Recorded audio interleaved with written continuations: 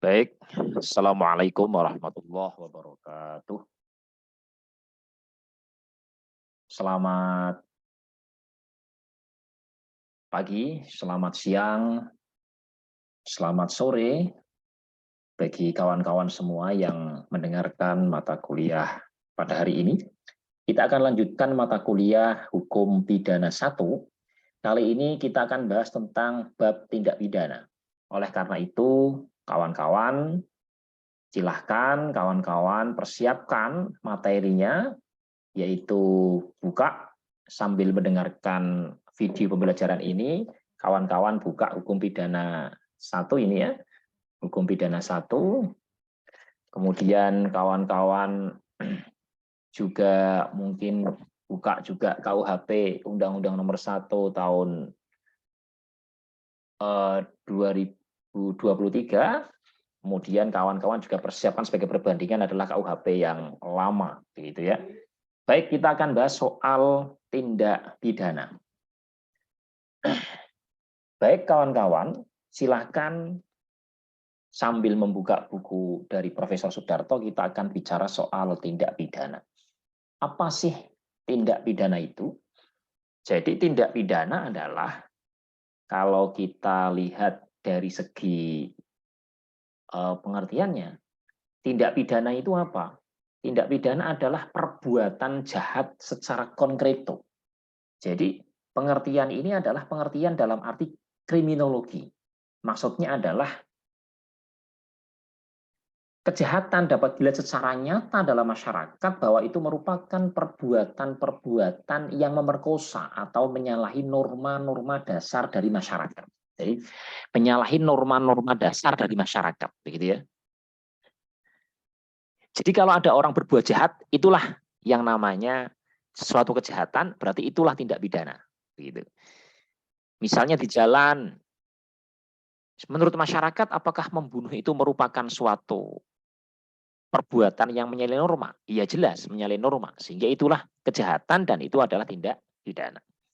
Tapi di dalam hukum pidana, yang namanya kejahatan adalah suatu perbuatan yang terwujud in abstrakto dalam peraturan perundang-undangan. Artinya di dalam KUHP ini, ya kan? Di dalam KUHP misalnya Undang-Undang Nomor 1 tahun 2000, Undang-Undang Nomor 1 tahun 2023 itu di sana ada kata-kata di dalamnya adalah bab 2 tentang tindak pidana. Nah, yang terdapat dalam bab 2 itulah yang namanya tindak pidana. Itulah yang disebut sebagai perbuatan jahat.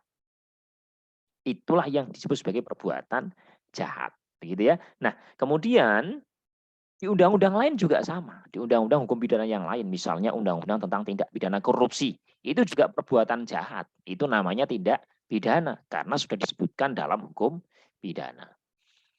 Baik, kawan-kawan, pengertian tindak pidana di dalam KUHP yang lama itu tidak ada. Tindak pidana seringkali didefinisikan atau disandarkan kepada asas legalitas. Asas legalitas adalah landasan yuridis dapat dipidananya suatu perbuatan. Nah, sebenarnya itu adalah dasar yuridis, artinya orang kalau mau dipidana, asas legalitas itu ya harus berdasarkan hukum, begitu. Baik legalitas material maupun formil. Formil itu berdasarkan hukum yang tertulis dalam peraturan perundang-undangan maupun dalam hukum yang tidak tertulis, yaitu norma-norma masyarakat. Hukum yang hidup dalam masyarakat atau living law. Akan tetapi di dalam KUHP yang baru ini luar biasa, di Undang-Undang Nomor 1 tahun 2023 di dalam pasal 12 disebutkan bahwa tindak pidana merupakan perbuatan yang oleh peraturan perundang-undangan diancam dengan sanksi pidana atau tindakan. Ya, diancam dengan sanksi pidana atau tindakan. Jadi ini kita bicara soal unsur akhirnya. Tindak pidana itu apa? Merupakan perbuatan yang oleh peraturan perundang-undangan diancam dengan sanksi pidana atau perbuatan. Nah, kemudian yang kedua adalah selain dirumuskan dalam peraturan perundang-undangan, suatu tindak pidana itu adalah suatu perbuatan yang harus bersifat melawan hukum atau bertentangan dengan hukum yang hidup dalam masyarakat. Artinya bersifat melawan hukum di sini diartikan karena ini disandingkan dengan bertentangan dengan hukum yang hidup dalam masyarakat, maka bersifat melawan hukum ini ada dua. Bersifat melawan hukum dalam arti yang formal, yaitu melanggar peraturan perundang-undangan. Nanti akan kita bahas lagi setelah bahasan tindak pidana, apa itu bersifat melawan hukum, atau bertentangan dengan hukum yang hidup dalam masyarakat. Artinya adalah bersifat melawan hukum yang material, ya, bertentangan dengan hukum yang hidup dalam masyarakat, ya kan? Ini atau sehingga alternatif SMH-nya.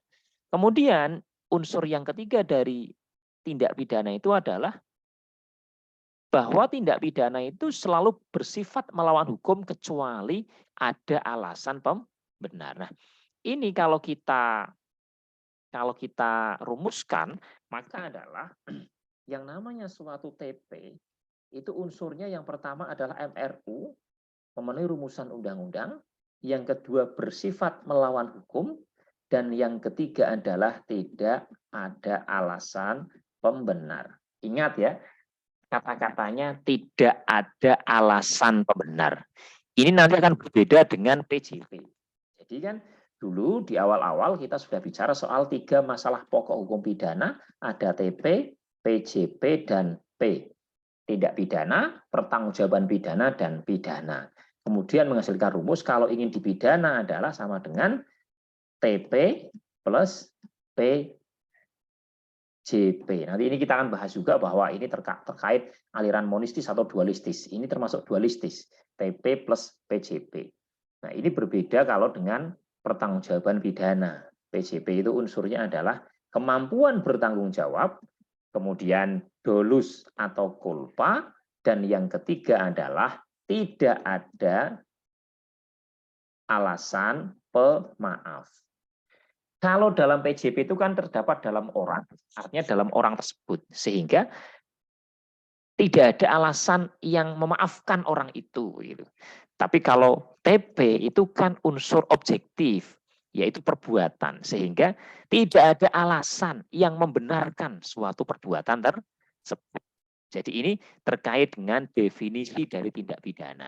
Definisi tindak pidana adalah suatu perbuatan yang oleh peraturan perundang-undangan diancam dengan sanksi pidana atau tindakan, kemudian bersifat melawan hukum dan tidak ada alasan pembenar. Baik. Tapi memang alasan pembenar itu akan berkorelasi dengan bersifat melawan hukum. Kenapa demikian? Ketika ada alasan pembenar, maka sifat melawan hukumnya suatu perbuatan itu menjadi hapus. Misalnya ada seseorang yang diperintah untuk mengeksekusi pidana mati. Untuk mengeksekusi pidana mati, yang namanya membunuh itu kan suatu perbuatan yang diancam oleh sanksi pidana. Tidak boleh membunuh itu, ya kan? Tidak boleh membunuh. Nah, akan tetapi karena dia itu diperintah oleh undang-undang, yaitu bahwa yang namanya menjalankan eksekusi pidana mati itu adalah diperintah oleh undang-undang, maka perbuatan itu ada alasan pembenarnya.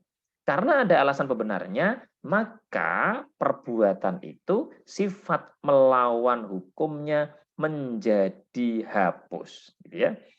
Sifat melawan hukumnya menjadi hapus. Jadi begitu. Baik, kita akan lanjutkan. Kawan-kawan, ada 7 bentuk tindak pidana atau form of crime. Walaupun yang terakhir itu, yang nomor 7, itu di dalam KUHP yang baru ini, itu tidak dimasukkan dalam bab tindak pidana. Lebih condong ke dalam pemberatan pidana. Ini yang nomor 7. Tapi paling tidak ada 7 bentuk tindak pidana. Dari bahasanya kalau kita buat itu adalah dari belum masuk ke tindak pidana sampai sudah kebablasan gitu ya. Baik, tindak pidana itu bentuknya kadangkala ada yang baru tahap permufakatan jahat. Yang kedua, baru bermufakat ini, ya. Yang kedua, sudah dalam tahap persiapan, mempersiapkan untuk melakukan tindak pidana. Sudah ada persiapan. Yang ketiga adalah bentuknya mungkin sudah mencoba melakukan tindak pidana, tapi belum jadi. Mencoba tapi belum selesai. Gitu ya, belum jadi. Misalnya itu mau membunuh, itu belum jadi bunuh, begitulah. Itu baru tahap mencoba. Terus yang keempat, tahapannya adalah sudah jadi, tindak pidana jadi. Ini bukan tahapan, mohon maaf ya, bukan tahapan tapi bentuknya. Maksudnya bentuknya sudah jadi tindak pidana. Dia mau mencuri sudah mengambil barang milik orang lain. Dia mau membunuh sudah jadi melakukan perampasan nyawa orang lain, gitu ya. Kemudian yang kelima adalah penyertaan. Dia menyertai suatu tindak pidana. Nah,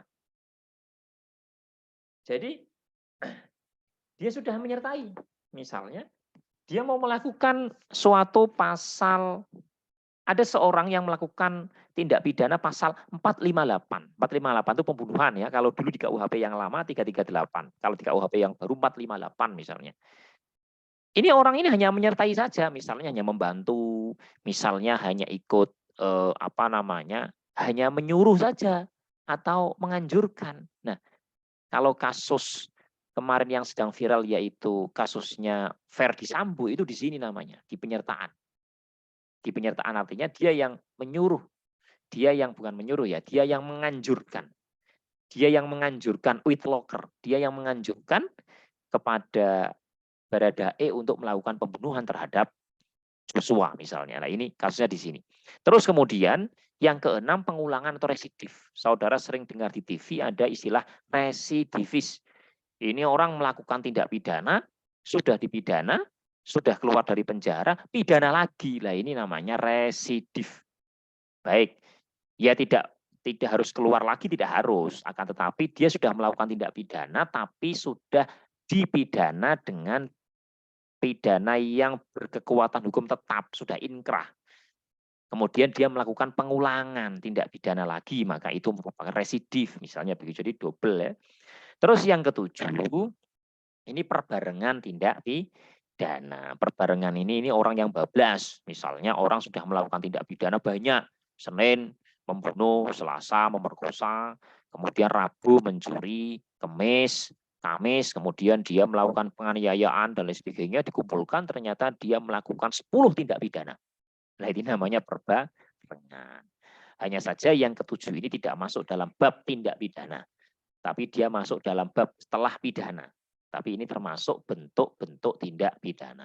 Dan ini nanti apa sih permufakatan jahat, apa persiapan, apa percobaan, apa tindak pidana, dan apa misalnya sampai nomor 7 perbarengan, itu apa sih unsurnya seperti apa, pidananya bagaimana, nanti akan kita bahas di hukum pidana 2. Karena ini butuh pemahaman lebih dalam dulu. Artinya ini hukum pidana 1 harus sampai pertanggungjawaban pidana dan sampai pidana, pemidanaan, nanti baru kita akan bicara kembali lagi ke bentuk-bentuk tindak pidana yang akan mengupas per satu itu seperti apa, unsurnya bagaimana, tindak pidananya seperti apa, dan pidananya bagaimana. Apakah pengulangan ditambah 2 kali lipat misalnya, itu kita akan bahas nanti. Apakah kalau dalam hanya percobaan dikurangi, kita akan bahas nanti. Begitu ya.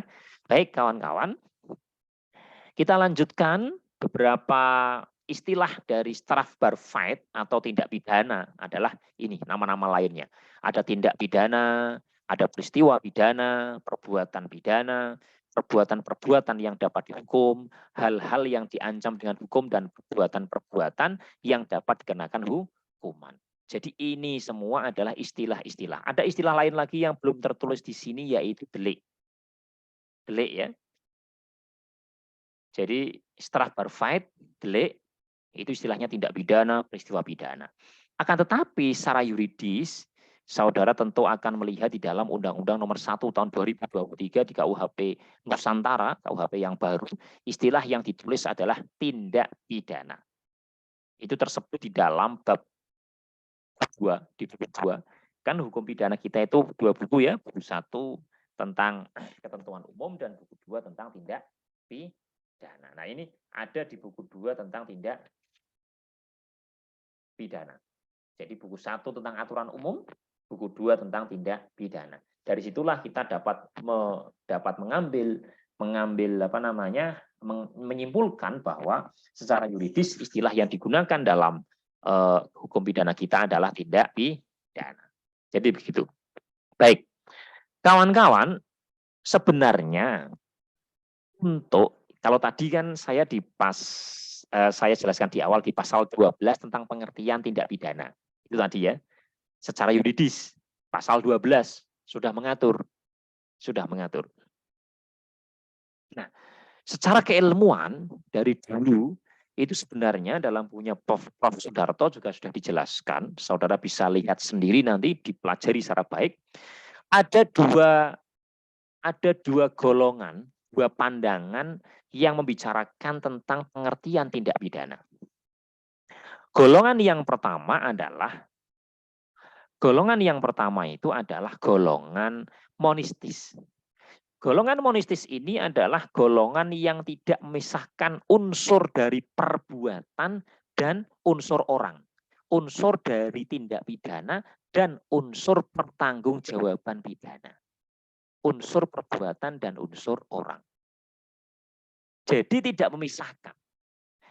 Yang kedua adalah namanya monistis. Monistis itu satu, ya, tidak memisahkan antara unsur perbuatan dan unsur orang, unsur tindak pidana dan unsur PJP. Sehingga kalau dikatakan sebagai tindak pidana, ya di dalamnya harus ada PJP-nya begitu.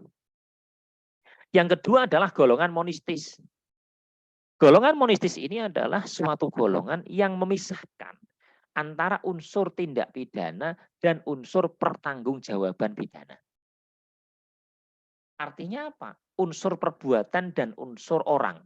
Ini membedakan, kalau ingin disebut sebagai suatu perbuatan jahat atau tindak pidana, maka tidak perlu ada pertanggungjawaban pidana.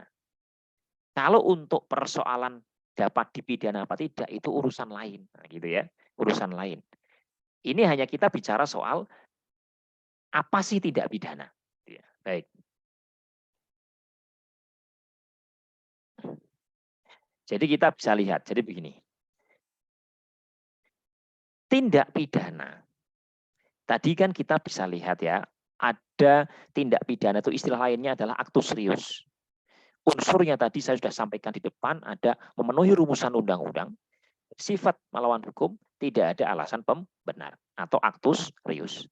Sedangkan unsur yang kedua adalah pertanggungjawaban pidana, itu unsurnya adalah kemampuan bertanggung jawab, ada dolus atau culpa, kemudian tidak ada alasan pembenar. PJP ini istilah lainnya adalah mens rea. Ya. Nah, di dalam monistis itu rumusnya adalah tindak pidana sama dengan pidana langsung. Jadi kalau orang melakukan tindak pidana otomatis dapat dipidana. Kenapa demikian? Karena dalam unsur tindak pidana itu ada 6. 6-6-nya ini masuk tindak pidana semua. Gitu ya. Jadi tindak pidana ini tidak hanya 3 ini, tapi sama PJP masuk di dalamnya, gitu loh. Di dalamnya. Sehingga kalau ingin disebut sebagai tindak pidana, maka suatu perbuatan itu harus MRU, harus SMH, harus tidak ada alasan pembenar, harus orangnya yang melakukan itu punya kemampuan bertanggung jawab, dilakukan dengan dolus atau culpa dan tidak ada alasan pembenar. Nah, ini unsurnya demikian. Kalau ingin disebut sebagai tindak pidana. Baik. Terus kemudian terkait dengan yang dualistis itu memisahkan antara unsur TP dan PJP sehingga rumusnya adalah tindak pidana tidak bisa langsung dipidana, tapi tindak pidana itu harus ditambah dengan pertanggungjawaban pidana baru dapat dipidana. Kenapa demikian? Karena di dalam tindak pidana, ya kan? Di dalam tindak pidana itu sudah dipisahkan. Tindak pidana tidak ada PJP lagi. Jadi tindak pidana hanya unsurnya MRU, SMH, dan tidak ada alasan pembenar. Sehingga kalau ingin dipidana harus ditambah dengan PJP, pertanggungjawaban pidana. Pertanyaannya mungkin begini, Pak, kalau begitu kalau begitu monistis dan dualistis, kalau kita bicara soal dapat dipidana apa tidaknya sama saja dong, Pak. Ya sama saja. Memang untuk dapat dipidana kan harus ada unsur actus reus dan mens rea. Unsur perbuatan dan unsur pertanggungjawaban pidana. Unsur objektif dan subjektif. Unsur perbuatan orang dan unsur yang ada dalam diri orang atau sikap batin orang tersebut. Jadi mens rea itu istilahnya sikap batin. Ya. Nah, ya sama. Akan tetapi kalau kita bicara tindak pidana berbeda. Tindak pidana berbeda. Misalnya ini ada contoh. Ada orang gila A membunuh orang B. Apakah menurut monistis perbuatan A merupakan tindak pidana? Ingat, kita harus lihat. Monistis itu untuk dapat disebut sebagai tindak pidana harus ada 6 unsur. Pertanggungjawaban pidana masuk di dalam pengertian tindak pidana. Sehingga bicara tindak pidana, maka apabila ini A itu adalah pelakunya orang gila, maka apakah orang gila itu memenuhi 6 unsur tadi? Oke, MRU-nya masuk, masuk. SMH-nya masuk, masuk. Tidak ada alasan pembenarnya masuk, masuk.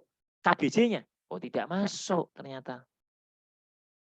Ya sudah, berarti orang gila yang membunuh orang gila A, yang membunuh orang lain yaitu B, maka tidak dapat disebut sebagai perbuatan pidana atau tindak pidana. Pelakunya tidak dapat disebut orang yang melakukan tindak pidana. Gitu ya. Tapi pertanyaan yang kedua, menurut dualistis, apakah perbuatan A merupakan tindak pidana? Jawabannya dapat disebut tindak pidana. Kenapa demikian? Karena dualistis unsur tindak pidana hanya ada 3 MRU, SMH, dan tidak ada alasan pembenar. Orang gila tadi MRU, ya dia membunuh jelas MRU, pasal 458. SMH, ya dia melanggar pasal 458 sehingga dapat dipersalahkan. Punya bersifat melawan hukum perbuatannya. Mohon maaf bukan dapat dipersalahkan ya. Maksudnya perbuatannya bersifat melawan hukum. Terus ada alasan pembenar apa tidak? Oh tidak ada. Memang orang gila itu membunuh biasa saja. Bukan melaksanakan perintah undang-undang dan lain sebagainya. Oh, sehingga perbuatan orang gila ini memenuhi 3 unsur. Sehingga orang gila ini dapat disebut sebagai pelaku tindak pidana. Perbuatannya disebut sebagai tindak pidana. Tapi pertanyaan selanjutnya adalah apakah perbuatan A dapat dipidana menurut monistis maupun dualistis? Itu ya ini kelihatannya. Nah, apakah perbuatan A dapat dipidana menurut monistis atau dualistis ini? Jawabannya adalah untuk monistis tidak dapat dipidana. Kenapa? Karena dia tidak ada unsur KBJ-nya. Karena disebut sebagai tindak pidana saja tidak bisa, apalagi dipidana. Itu kalau monistis. Kalau dualistis, ya orang gila dapat disebut sebagai pelaku tindak pidana. Tapi tetap tidak dapat dipidana. Karena dalam dualistis untuk dapat dipidana itu harus ada TJP-nya. Sedangkan pertanggungjawaban pidana ada unsur KBJ-nya. Dan orang gila tidak memenuhi unsur KBJ. Dari sini paham ya, membedakan pengertian tindak pidana menurut monistis maupun dualistis? Baik, ini kita bicarakan unsur-unsur tindak pidana. Nah sekarang mohon maaf ini KUHP baru ya, KUHP Nusantara. KUHP Nusantara itu sekarang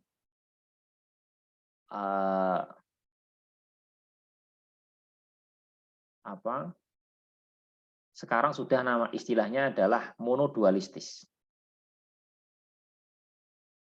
Jadi monodualistis itu TP plus PJP plus tujuan pidana baru disebut sebagai pidana. Jadi pidana itu adalah suatu perbuatan ditambah pertanggungjawaban ditambah tujuan pemidanaan. Itu baru disebut sebagai pidana. Kita akan bicarakan nanti secara lebih jauh di beberapa kesempatan khusus untuk yang monodualistis ini. Baik. Baik kawan-kawan, kita akan lanjutkan. Nah ini bisa kawan-kawan baca sendiri sebenarnya di dalam bukunya Bu Sudarto. Golongan monistis itu siapa saja seperti Simon, ini Strasberg itu apa unsurnya, tadi sudah saya jelaskan. Intinya ya 6 tadi lah. Kalau monistis intinya unsurnya 6 tadi, hanya saja di sini mungkin ada 5, ada yang 6, begitu sama, tapi intinya ya 6 tadi. Ini kan, ada perbuatan, ada diancam pidana, melawan hukum, kesalahan, mampu bertanggung jawab, baru dapat dipidana. Jadi di sini ada 2 unsur, menurut Simon ini ada unsur objektif dan unsur subjektif. Jadi begini unsurnya. Terus kemudian Van Hemel juga sama, perbuatan, memenuhi rumusan undang-undang, ada SMH, ada kesalahan, patut dipidana, baru dipidana. Ini istilahnya Strasberg Van Hemel. Metzger juga sama, ini masih monistis. Nah yang dualistis ini contohnya adalah dari Voss. Strasberg menurut Voss adalah kelakuan manusia, perbuatan manusia yang diancam dengan pidana. Jadi begitu ya. Terus Pompe juga sama, Strasberg bagi menjadi 2, yaitu perbuatan sendiri, terus SMH kesalahan itu baru pidana. Gitu ya. Jadi memisahkan antara unsur objektif dan unsur subjektif. Ini Molyatno. Molyatno ini adalah untuk perbuatan pidana itu, Strasberg itu 1 ada perbuatan pidana, kesalahan pidana. Ini yang saya ikuti. Yang tadi saya sebutkan di depan dualistis. Ya kan? Dan pendapatnya Prof. Molyatno inilah yang dipakai KUHP Nusantara, Undang-Undang Nomor 1 Tahun 2023. Sehingga di dalam pasal 12 istilah tindak pidana itu pengertiannya hanya suatu perbuatan yang memenuhi rumusan undang-undang, bersifat melawan hukum dan tidak ada alasan pembenarnya. Alasan pembenar dengan bersifat melawan hukum itu berkorelasi. Sehingga pengertiannya ini kan dalam pasal 12 kan. PJP tidak dimasukkan dalam pengertian tindak pidana.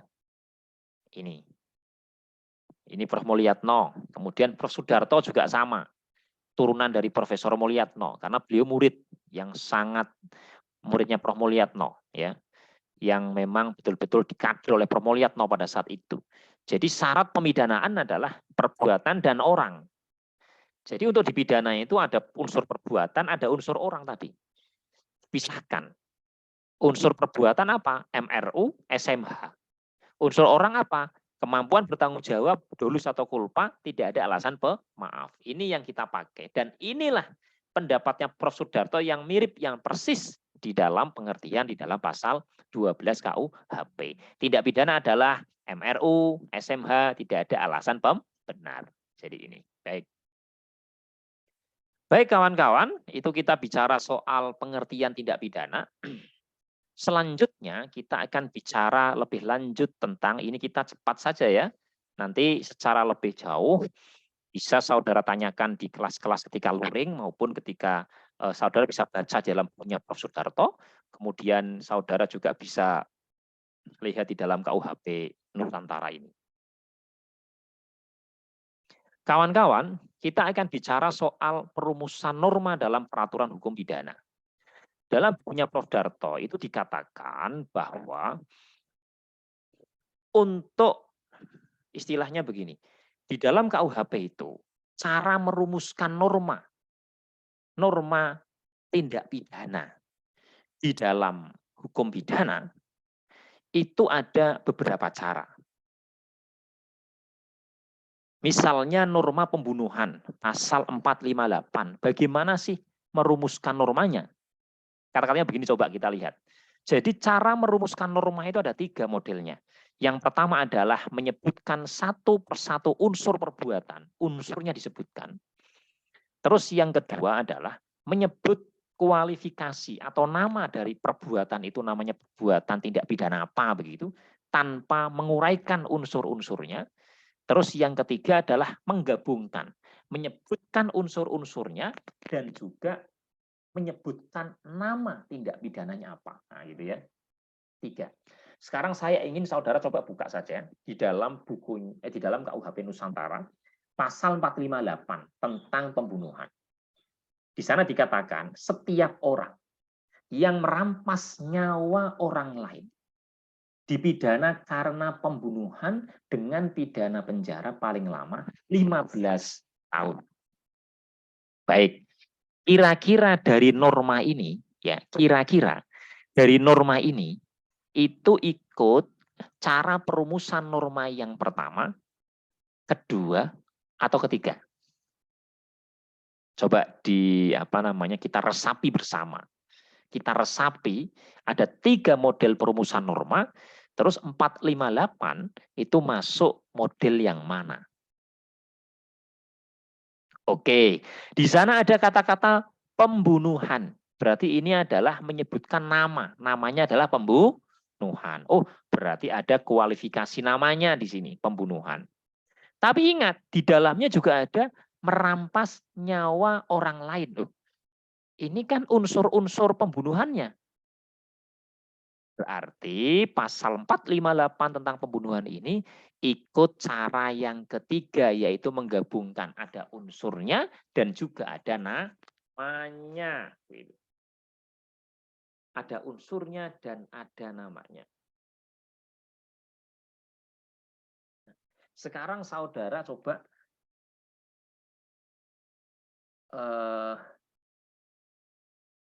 saudara lihat pasal ini.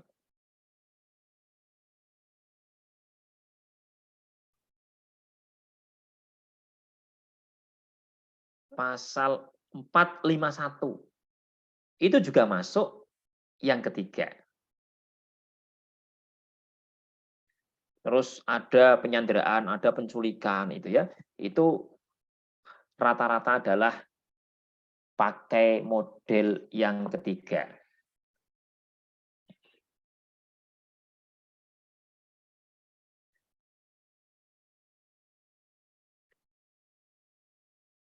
Terus saudara bisa lihat ini sekarang.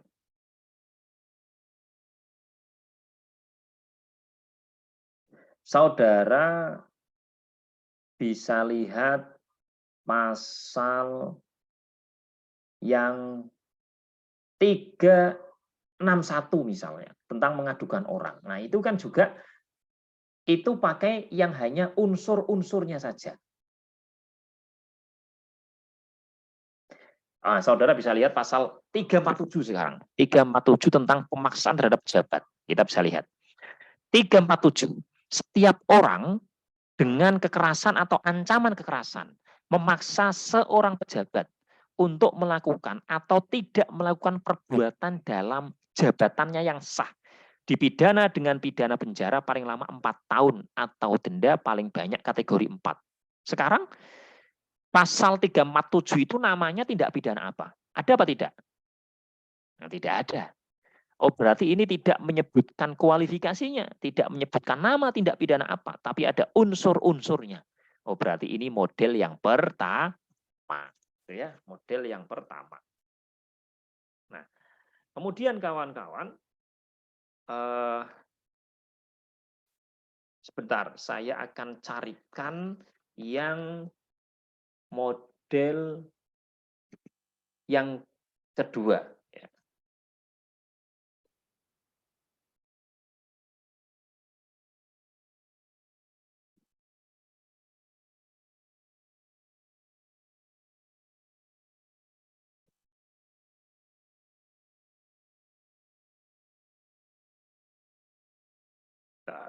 Model yang kedua kita akan cari. Nah, saudara bisa lihat pasal 466. Setiap orang yang melakukan penganiayaan dipidana dengan pidana penjara paling lama 2 tahun 6 bulan atau pidana penjara paling banyak kategori 3. 2 tahun 6 bulan. Setiap orang yang melakukan penganiayaan, namanya penganiayaan. Pertanyaannya adalah, unsur penganiayaannya seperti apa? Tidak ada. Tidak ada sama sekali. Inilah berarti di sini hanya menyebut namanya saja. Berarti ini adalah pakai model yang kedua.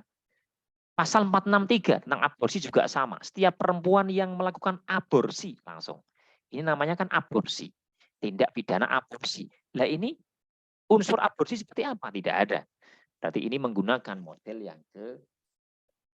Baik, kawan-kawan, itu adalah perumusan norma dalam peraturan tindak pidana. Sekarang kita akan melanjutkan cara penempatan norma dan sanksi. Kalau ini sih saudara cari sendiri nanti ya, contohnya ya. Bahwa saya akan membantu saja cara menempatkan norma dan sanksi. Ini adalah normanya seperti apa, barang siapa dengan sengaja melakukan pembunuhan misalnya, baru sanksinya itu ya.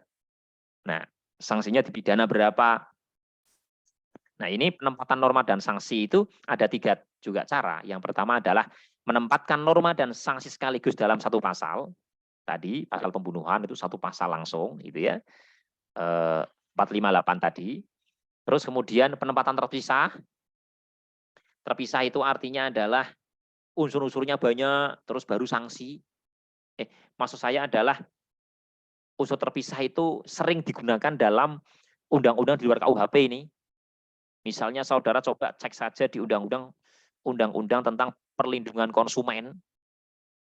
Ya kan? Itu kan ada unsur-unsur, biasanya ada di administratif penal law, undang-undang hukum administrasi yang memanggil hukum pidana sebagai penyelesaian masalahnya.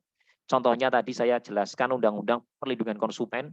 Konsumen dilarang A, B, C, banyak sekali di pasal 8, pasal 9 di undang-undang perlindungan konsumen. Terus di bawah itu ada pasal tentang ketentuan pidana atau tindak pidana. Barang siapa yang melanggar pasal A, B, C, pidananya sekian. Barang siapa melanggar pasal A, B, C, pidananya sekian. Itu namanya penempatan terpisah, bahkan jauh, ya kan? Di atas dan di bawah. Unsurnya di atas, tapi sanksinya di bawah. Kemudian ada yang ketiga yaitu sanksi sudah dicantumkan terlebih dahulu, sedangkan normanya belum ditentukan. Misalnya dalam KUHP yang lama itu ada di dalam pasal 122 sub 2 KUHP. Di KUHP yang baru, KUHP Nusantara, coba saudara cari. Cari ya, nanti ini akan keluar ini di dalam ujian tengah semester. Sanksi dicantumkan terlebih dahulu, kemudian normanya belum ditentukan, gitu ya. Coba di KUHP yang baru seperti apa. Baik, kawan-kawan, nampaknya itu kalau kita bicara soal cara penempatan norma dan sanksi dalam tindak pidana. Baik, mungkin itu dulu pertemuan pada hari ini. Nanti besok kita akan lanjutkan lagi, masih satu kali lagi pertemuan sebelum ujian tengah semester, yaitu jenis tindak pidana dan juga terkait dengan subjek, perbuatan, hubungan sebab akibat. Ini masih ada berapa? Jenis tindak pidana, terus kemudian kita bicara soal subjek tindak pidana, terus kita bicara soal perbuatan dan hubungan sebab akibat, terus baru kita akan ujian tengah semester. Gitu ya. Terima kasih. Mungkin itu yang dapat saya sampaikan. Mudah-mudahan bermanfaat. Jangan lupa saudara tetap pakai KUHP-nya, dilihat, bukunya Prof. Darto dilihat, KUHP yang lama dilihat, kemudian sambil mendengarkan video pembelajaran ini. Mudah-mudahan bermanfaat. Saya akhiri. Wallahul muwaffiq ila aqwamit thoriq. Wassalamualaikum warahmatullahi wabarakatuh.